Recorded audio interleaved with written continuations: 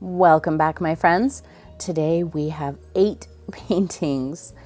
These are kind of collected over a couple of days, and as you can tell, I was trying really hard to work in themes again because that makes it a little bit easier to, kind of get into a flow.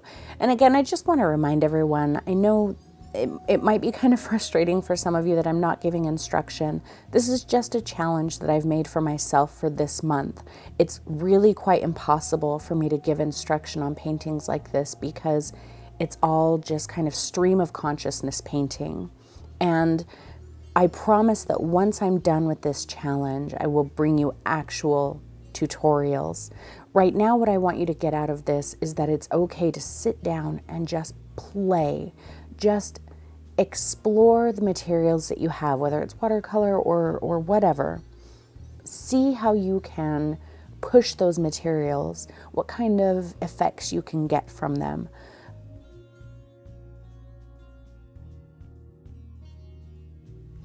I know even after the fact, it seems like I should be able to tell you what I'm doing, but it's going so fast and I don't really remember what I was doing or, what I was attempting. So I'll try and give you a little bit of insight here and there, but I promise that we will do actual tutorials very soon. I am now more than halfway through my challenge of 60 paintings in 30 days. And this video takes us up to 34. So yay! My husband and I have actually been walking/running 3 to 4 miles almost every day, on and off for the last year or so. And one thing that I've really learned about myself during those walk/run times is that for the first half of the journey, the first mile and a half, the first 2 miles, whatever, it's an uphill battle, quite literally, because we are going uphill. But also because I think, oh man, I don't know if I'm up to this today. What was I thinking? I'm not going to make this full thing today. I'm already tired. I know I'm going to fail at this today. But then if I allow myself to push through that and continue, then suddenly I find myself on the downhill side, as far as both actually moving downhill, but also on the last half of the journey. And I always find myself thinking, oh man, I only have another mile and a half to go. I'm almost home. I'm almost done, even if I'm just past the halfway point. It's a really interesting thing. And I find that in that last half of our walk, I feel a little bit more energized and a little bit more excited to go. And I think, man, I bet I could even go further. And I've noticed that same thing happening here with this challenge that I made for myself. When I first started it, I thought, 60 paintings, that's really a lot. And as I was going through it, I kept thinking, this is really a lot of work. I don't know if I'm going to make this. I don't think I can do 60 paintings in 30 days. And then I hit 34 paintings on the 15th. So I was actually ahead by 2 days. And now I'm looking at it going, oh, wow, I only have 26 paintings left to do. That's pretty simple. I can probably knock that out pretty quick. And so, I think that things that you challenge yourself to do in art can cross over into, your regular everyday life and the lessons that you learn about who you are and how you work and your patience and your attention to detail, focus, all of those things can absolutely be moved into your daily life. And I think the same can be said about, if you sit down and you pressure yourself, you have to paint something big, you have to paint something incredible, you have to sit down and do this all in one shot. You don't get a second shot. Do it faster, whatever those ways are that you pressure yourself and kind of bring yourself down while painting, I think that those things transfer into your regular everyday life as well. So we need to be really careful, how we're treating ourselves, and make sure that your art time is also a time for you to work on yourself, on who you are as a person.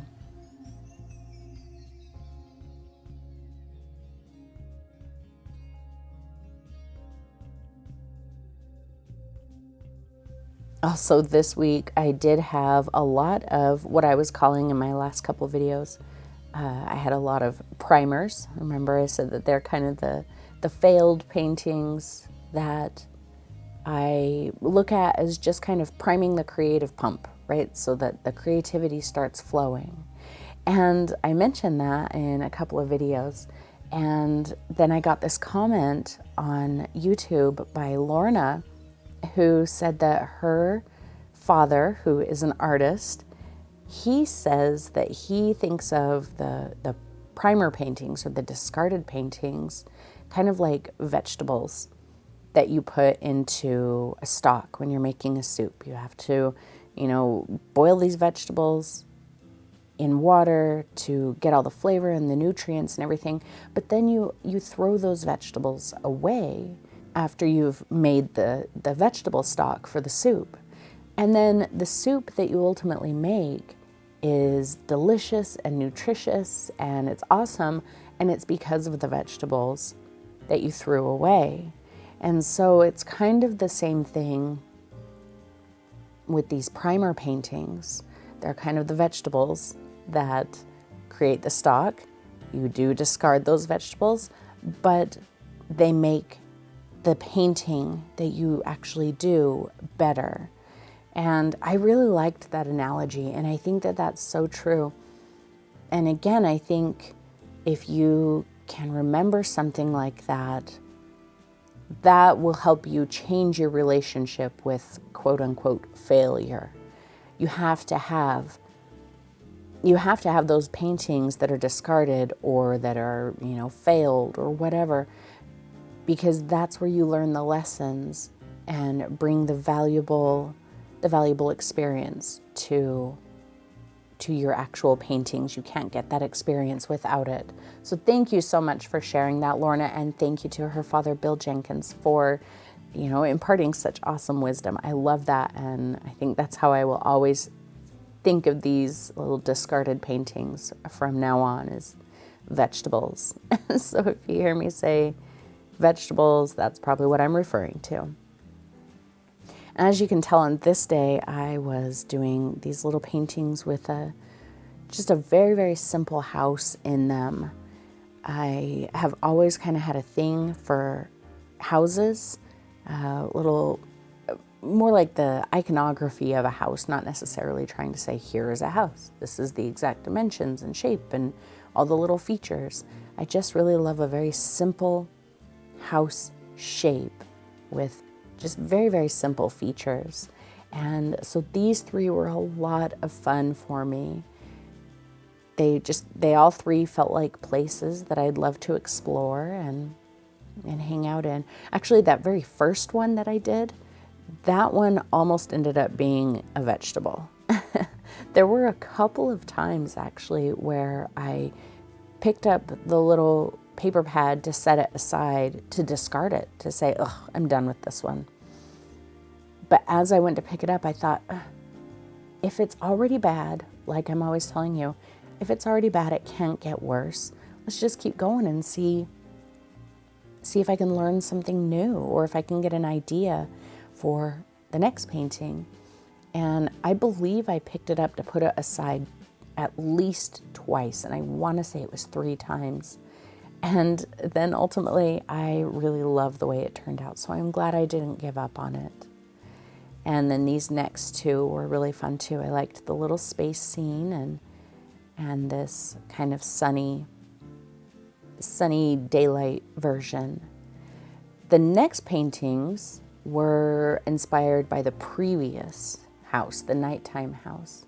I decided I wanted to just sit down and both knock out as many paintings as I could in a day to get myself over that halfway point, but also I wanted to explore the space scenes a little bit more than I did in the last ones, because those ones were super simple, but I wanted to spend a bit more time on them here. So that's what I did for the rest of the day, was I made space paintings, and they were super fun. And I promise you, I'm going to show you how to do super easy watercolor space night sky type scenes.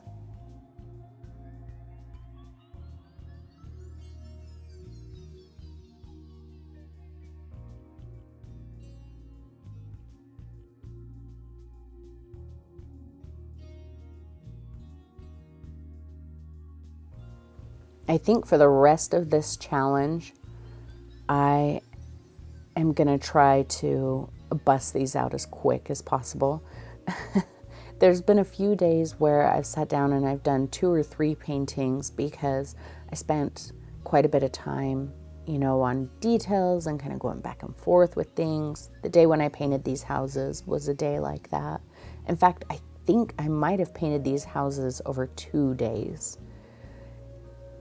And in order to get this done so that we can move on to something else, including our watercolor basics video, which I know I keep dangling that carrot in front of you saying it's coming, it's coming, it's coming. But oh man, I have to get through this challenge. It's weighing on me, and I keep thinking, oh, I can make that video and do this challenge. I don't know that I can. I'm gonna try it, but we'll see. So I'm going to try and bust through this challenge, the remaining 26 paintings, as quickly as possible, but still give you some quality paintings. All right, and here we are doing our space scenes. I just wanted these to be really loose, really splattery and messy, and I just had the most fun ever with these paintings, really letting the water carry the paint where it was going to. Did a lot of splattering there, how it looks like it got a little crystally. That's just splattering a little bit of clean, clear water onto paint that is wet but not runny wet, where it's just starting to dry, but the paper is still noticeably wet. That's how you get those little starbursts. You can get a similar effect with salt, like I talked about before, but it's just not a technique I've ever been able to get to work for me properly. But again, I also haven't spent a whole lot of time with that technique. So, but the water spatter, try that and see what you think. You know, when your paper starts to get what is, I believe it's called an orange peel, that's when the water is soaking into the paper. You can start to see the texture of the paper, but it's still shiny and wet. So when you start to see that, just lightly flick little droplets of clean water onto it, and you should get a little bit of a starburst effect like that. Also today, on a few of these, I'm using some metallic silver watercolor paint, which is really fun. So you can see the silver on here a little bit. It looks kind of strange in the camera. It looks pretty cool in person because the camera doesn't really pick up the actual effect of the silver.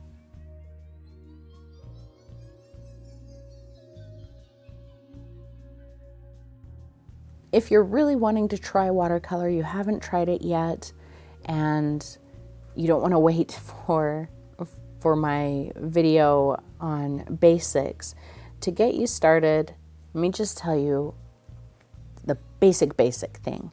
Remember that watercolor, it wants to do its own thing. And wherever you put water, your paint will move.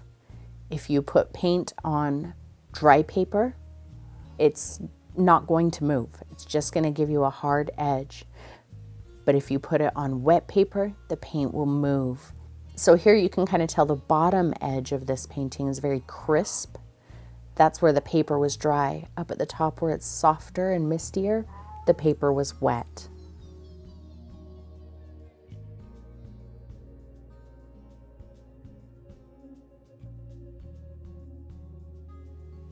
And right there you can see that white, some of it's moving quite a bit. That's where it's wet. Where it stops and gives a hard edge, that's where the paper's dry.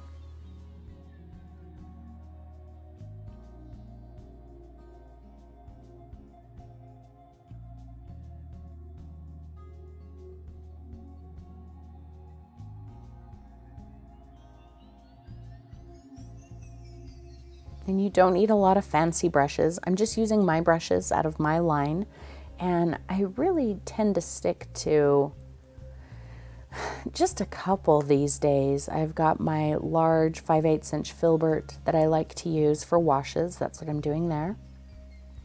That's my number 10 round to just kind of drop in the color. And then I'll go to a smaller one, like I think my number 3 round.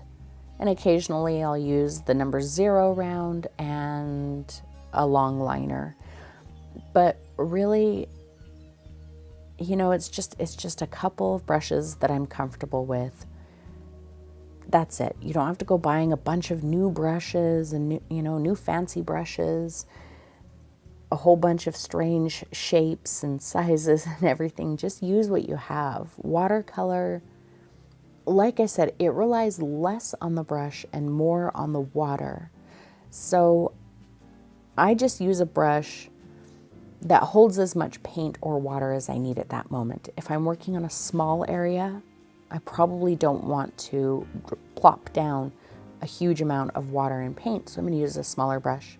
If I'm working on a large area, I probably want a little more water and paint, so I'm going to use a larger brush. The shape of the brush really doesn't matter a whole lot.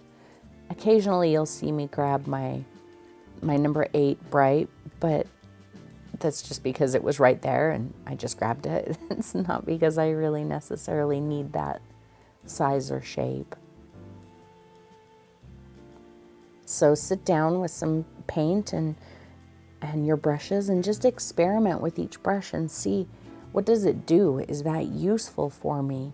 Is that something I can see myself using? And I bet, especially if you do a little bit of a challenge, like what I'm doing this month, I think very soon you'll start to realize, oh, I really only use these 2 or 3 brushes. This is our last night scene. I was thinking this one was going to be pretty screwy when I first started it, but I think this is my favorite one, and I love the movement in the sky from the lightest yellow spot. I really like the way that color moves once it's dry. Yeah, see there, I'm using my bright because I was flicking the paint. It's easier to flick with that, and so I just kept applying it with that brush too.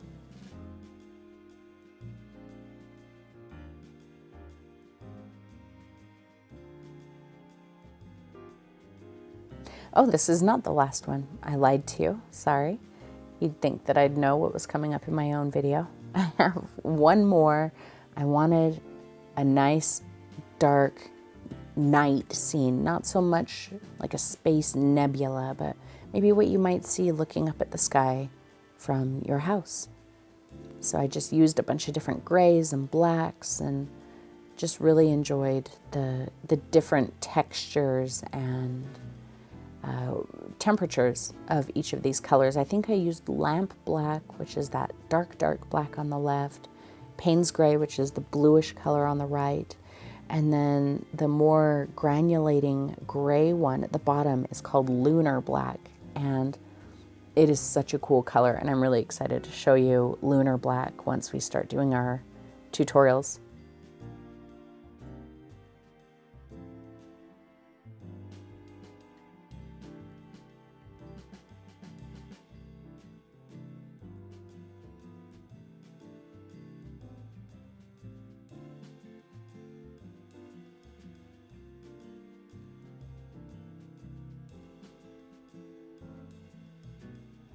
So that is it for today. Thank you again, everyone, for watching and for putting up with me while I do this little challenge. I promise I am more than halfway done now.